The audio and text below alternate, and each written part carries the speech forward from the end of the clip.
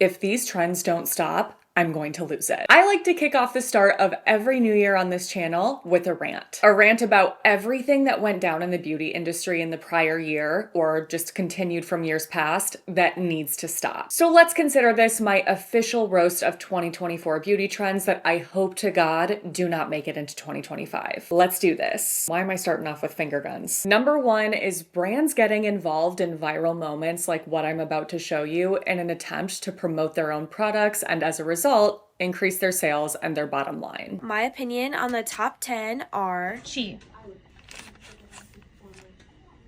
Redken, Kevin Murphy,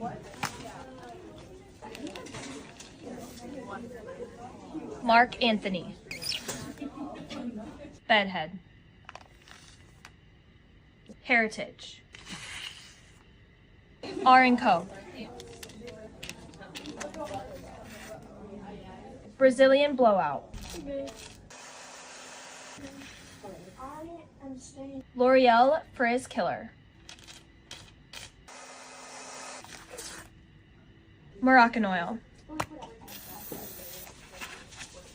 Before I comment on this, please know that this has nothing to do with the creator that made this video. It's all about the brands that have chosen to take a video like this that is clearly not the best way to test the efficacy of that product and use that as a way to try to increase their own sales. Like Moroccan Oil leaving the round of applause hand clapping emojis. Or Heritage by Mindy saying, "Where are Heritage girlies at?" and reposting the video. Redken saying, "Big blowout to the rescue, heart bubbles." Huh? There is not a single brand mentioned that tests the efficacy of their heat protectants on paper or would advise any of us to do so. The brands that are leaving comments are just excited that they look as if they came out on top. But if it was the other way around and they didn't look like they came out on top, I promise you they would be like, "Hey, actually, we don't recommend spraying receipt paper with our heat protectant and then straightening it because that's not an accurate representation of how our heat protectant will perform on hair." Like, I promise you, if I had a chance to speak with any of the chemists that work for these brands that left comments on these videos and ask them, "Can I determine the efficacy of your heat protectant by spraying it on thermal paper?" they would say no, because thermal paper isn't hair. There's just something about this that really rubs me the wrong way. I'm like,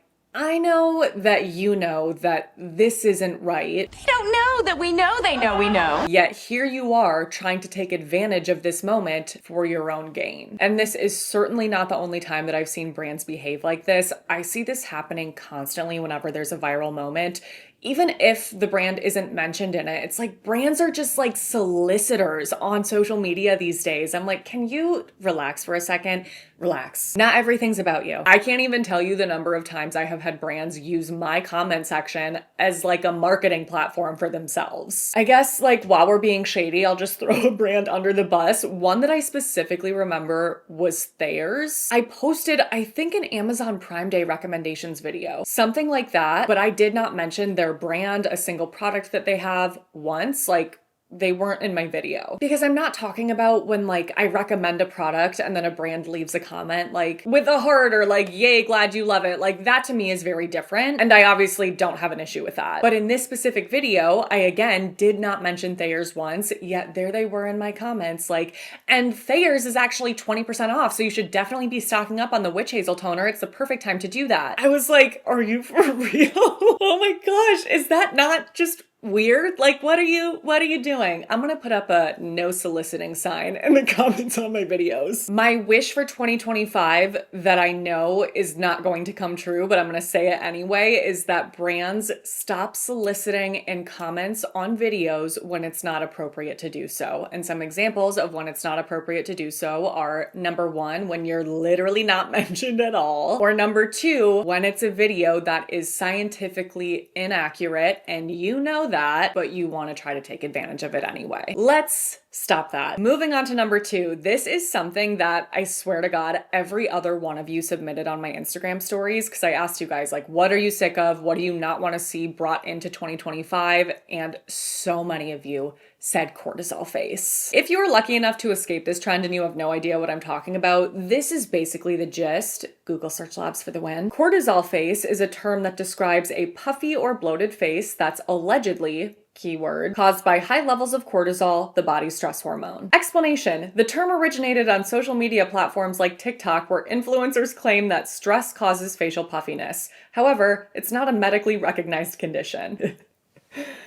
What I remember seeing when this trend was at its peak was video after video of people being like, when you realize that you weren't actually ugly, you just had cortisol face. Just so many videos of people showing a before photo where they allegedly had cortisol face and their face looked more puffy or swollen, and then a drastic after when their face did not look like that anymore and looked less puffy, much more defined, slimmer. And the result of every single one of those transformations, according to the people who posted these videos, was that they had high cortisol, and now they don't. And I'm sorry, just like high level, before we take a look at what some actual doctors have to say about this, is this not like insane to you? Or is it just me? I'm sorry, I don't mean to be bratty. It's just like at face value, what are we doing? What are we talking about? Like, this makes no sense. And obviously, if you got your hormone levels tested and actually got proof, confirmation from your doctor that yes, in fact, your cortisol levels are elevated, are too high, you need to lower them, then that is a totally different story. But that's not what was going on. And I think the rest is best explained by, again, some actual doctors. Not to be rude, but you don't have cortisol face. You don't have cortisol face. You don't have a buffalo hump. You don't have a problem with inappropriate secretion of cortisol unless a physician or other trained healthcare provider has diagnosed you with Cushing syndrome, which requires either blood work or urinary secretion testing or something called a dexamethasone suppression test to get that diagnosis of inappropriate secretion of cortisol. This trend of influencers and companies selling supplements for a made-up diagnosis of cortisol face, high cortisol, is so insulting and honestly unethical. This is like the rebranded and complete opposite version of a couple years back where adrenal fatigue was all the rage and being told that was your diagnosis, which basically is the opposite, saying that your adrenals aren't working, you're not able to, secrete the appropriate response of cortisol, so that's why you're always tired and whatever the claims were back then. This is just a rebrand of that claim. And so people who, I understand, they're frustrated with their symptoms. Maybe they're not getting answers from their healthcare providers, but the answer is not turning to unverified individuals just trying to sell you something that has no evidence and not linked to any cure to what you're experiencing. Can chronic psychological or physical stress lead to temporary rises in cortisol? Of course. Are you going to feel unwell if that is happening over and over again? Yes. Do you have physiologically inappropriate levels of cortisol? No, unless you've been diagnosed with Cushing's or some variation of that. Honestly, I feel like we don't even need to watch any other videos. That summed it up perfectly. And she actually brought something up that I was thinking as I was watching that video, which is that I really empathize with people who are trying to find answers for very real problems and feeling like they're not having success in doing that with the doctors that they're seeing. I have been there. It absolutely sucks. So that is not what I have an issue with.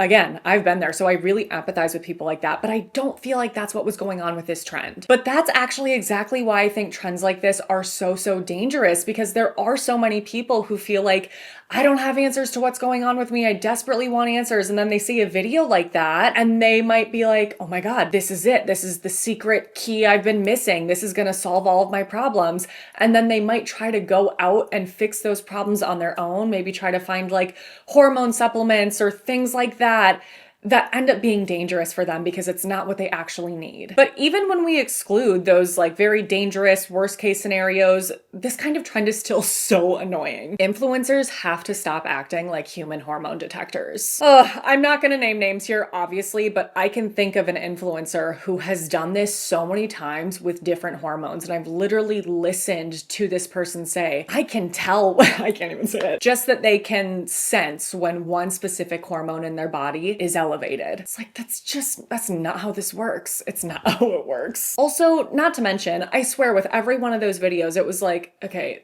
You very clearly just like were a teenager with some baby fat on your face and you got older and grew out of that. Or you went through this weight loss transformation, which is a very simple explanation for the drastic change that you're showing. I feel like there was just always a very obvious reason for that before and after, and it was never cortisol face. Okay, this next one is a little bit more lighthearted, but oh my God, I am so sick and tired of brands using painfully unrealistic images to sell their product. So maybe we could just like summarize that by saying brands being deceptive in their campaign images. And not even just the fact that they're being deceptive, but the fact that they're expecting us to take that at face value and not be like, wait a minute, this doesn't look right. Like, stop insulting us. We're smarter than that. So this image is actually what inspired this in the first place. It's for the new Tarte Creaseless Setting and Brightening Powder. Let's take a look at how they compare their new setting powder to a competitor setting powder. You've got to be kidding me with this. This is so obviously fake, not realistic, all of the above. This is what it looks like is going on. They took another setting powder and just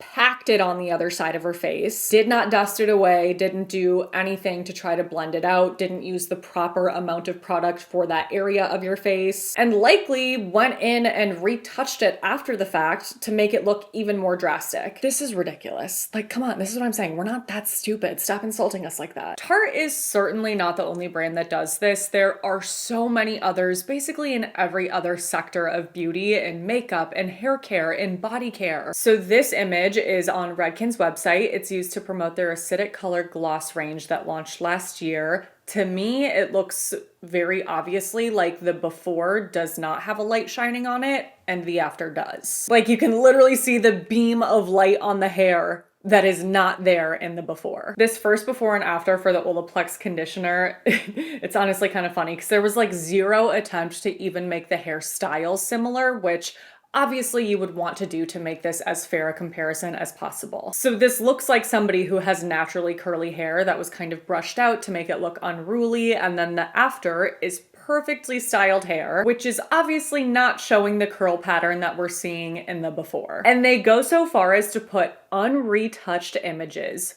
below that. Just because you didn't blur it in Photoshop doesn't mean this isn't misleading. And I say that as somebody who has made that mistake before just in creating content where I test products. I feel like I didn't used to realize how important that is. Like, you really do need to have your hair freshly washed and styled in both the before and after if that is how you're going to feature it in the after images. So that's definitely something that I have tried to fix in my content over the last couple of years because, again, like, I see how misleading that can be when that was never my intent in the first place. But I don't really feel like I can give brands that same kind of credit because these are brands that have been around for years and years and years. I'm like, there's no way that you guys don't know what you're doing by now. Oh my gosh, the Inky list. This is a very interesting example. So I don't know when exactly they launched this tripeptide plumping lip balm. I feel like it was almost 2 years ago now. So not super recent, but definitely one of the more exaggerated examples I've ever seen. So this is a lip balm that has peptides in it and is claimed to be plumping, which so many brands claim when it comes to lip products such as a balm or a gloss or an oil. That's nothing new.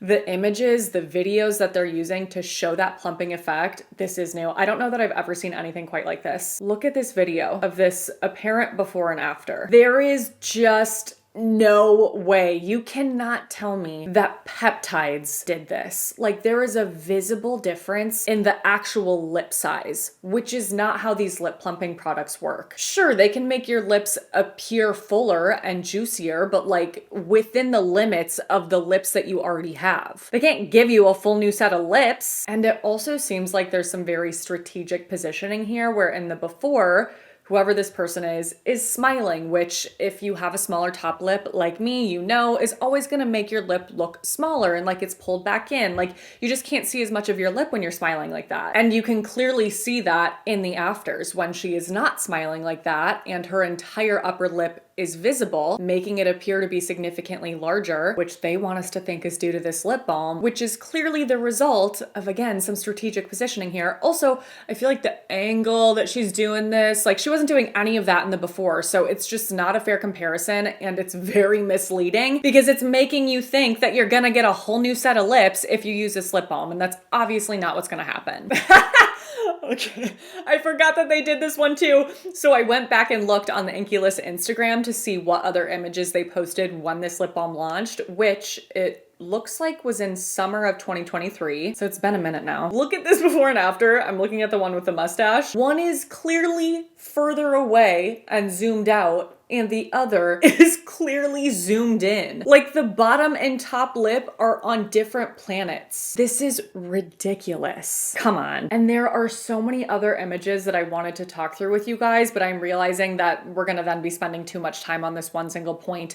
We have more to get through in this video, so if you want me to do a separate dedicated video on this topic of manipulative, deceptive marketing images from brands, let me know. I would love to do that. I think it would be really fun and just eye-opening to see like how truly sketchy some of these brands are. Moving right along is a trend that is actually made up of a bunch of different trends, and so many of you guys submitted all of these individually, but to me, stepping back, I was like, I feel like this is all kind of the same idea. So the specific trends that I think fall into this bucket that you guys submitted that you can't stand, that I have to agree with, are castor oil / castor oil packs, beef tallow, rosemary oil, and taping of any kind on the face and body. So mouth taping, skin taping, body taping. And the reason why I feel like all of these trends are actually related is because of the way that they are hyped up and the way that they go viral, the way that influencers talk about them.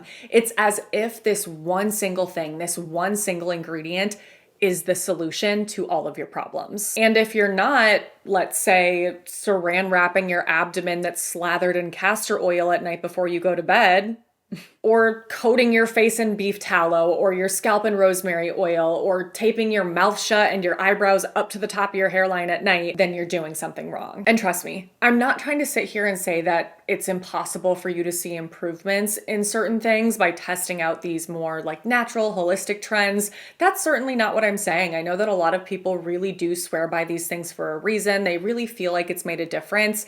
But I think the issue is that a lot of the times it can't be proven. Not only because there's a lack of scientific evidence, which in most of these cases there is, but because that person who is doing one of these trends could also be doing other things at the exact same time that are also improving whatever it is they're trying to improve, but they're just not quite realizing the impact of it. So for example, with rosemary oil, something that I see time and time again in these videos where somebody is showing a hair transformation and saying it was, all rosemary oil. It was this oil concoction I use on my hair. I have noticed that in so many of these videos, that creator is also talking about all of these other things that they started doing to their hair, such as bond repair, which would make a massive difference in the health of your hair. And this is something that was emphasized in my trichology course, that you can't fairly assess the performance of a product and what percentage of the results or improvement that you're seeing are from one specific product if you are taking more than one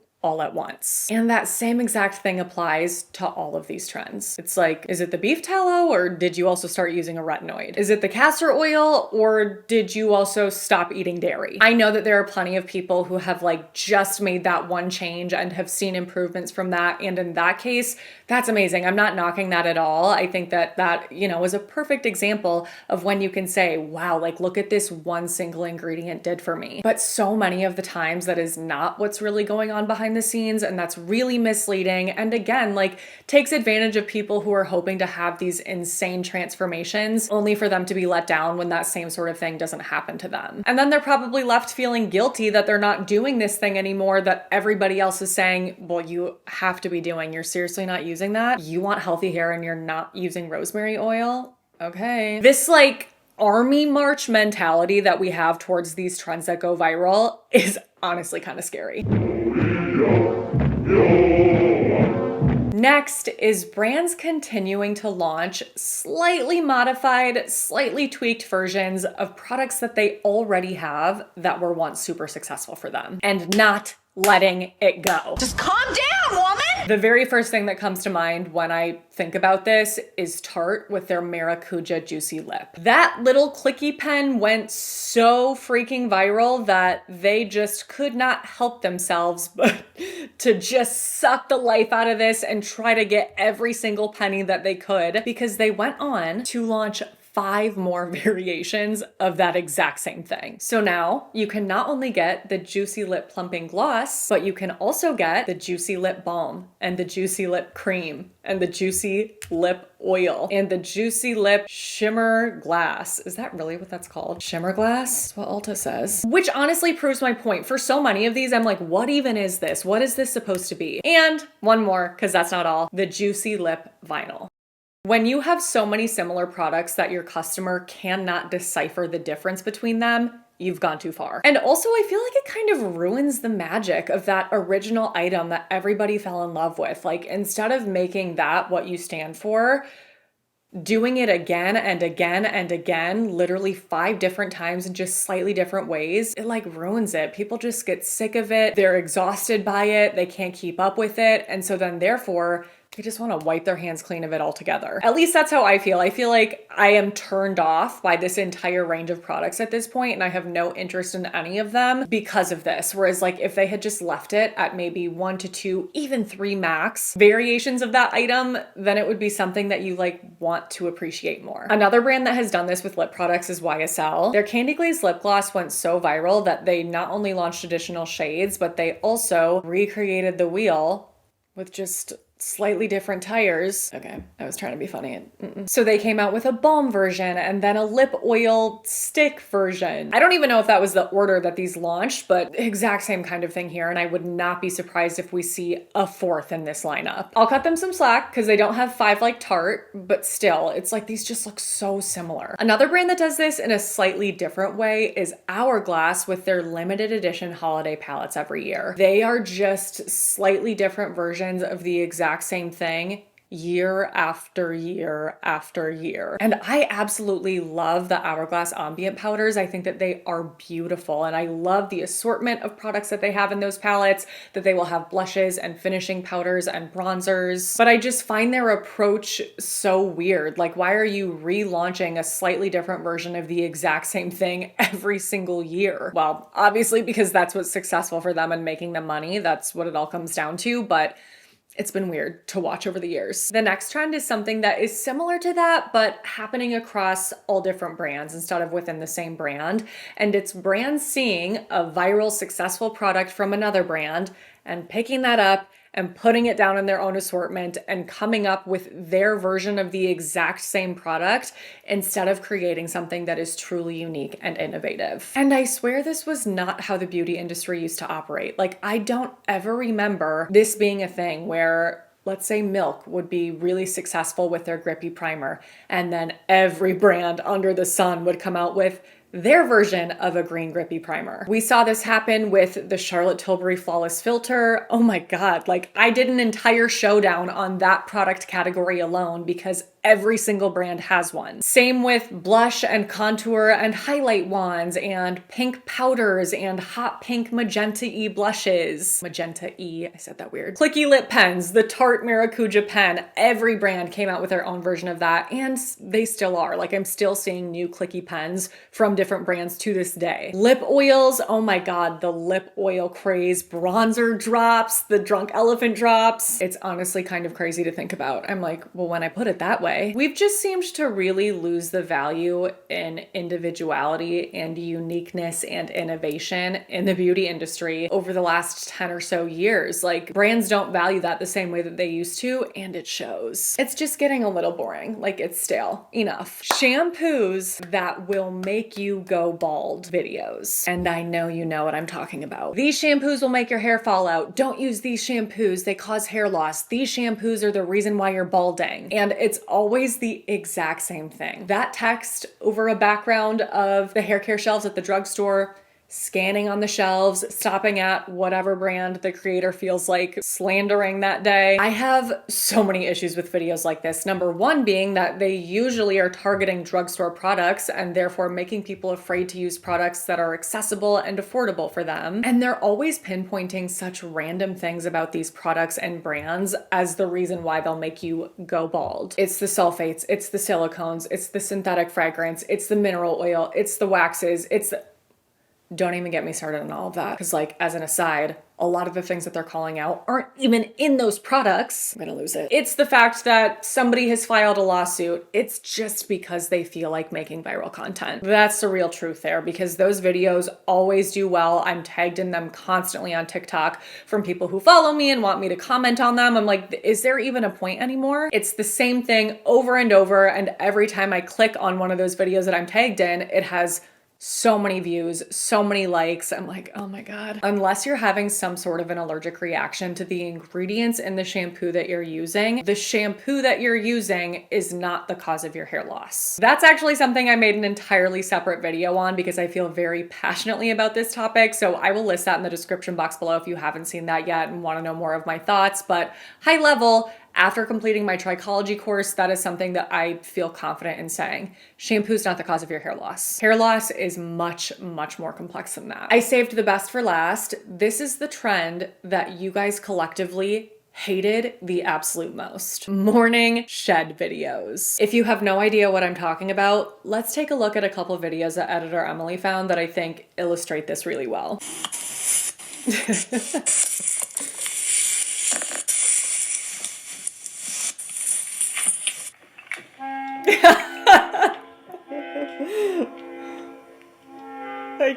I can't deal with this. It's too much. At what point do we just be like, this has gone too far? And that's coming from somebody who will do the most in the name of beauty and will love it, who has made an entire career, several social media platforms based on beauty. Like, beauty's kind of my whole life. And even I am like, how did we get here? How did we get here? How did we get out? And I'm not against doing things overnight for like a next day result, a little heatless curl, a little slugging, but oh my God, like putting all of these things together, it really does just look so crazy. And the one thing that really confuses me the most about these overnight sheds is when people sleep in lip stains. They're like ripping socks out of their hair, pulling this tape off of their face and off their mouth, undoing the saran wrap around their body, and then like removing the lip stain. I'm like, you sleep in a lip stain? That's where I draw the line. I do not want a stitch of makeup on me when I'm going to bed. Maybe I'm alone in that, but I'm like, ugh, just put the lip stain on in the morning. Why do we have to sleep in it? And the text on those videos is always like, going to bed ugly to wake up pretty, or like the uglier you go to bed, the prettier you wake up. You don't have to mummify yourself before you go to bed to wake up feeling beautiful. You just don't. I value comfort and a solid night's sleep so much more than any of those things that I'm just like, I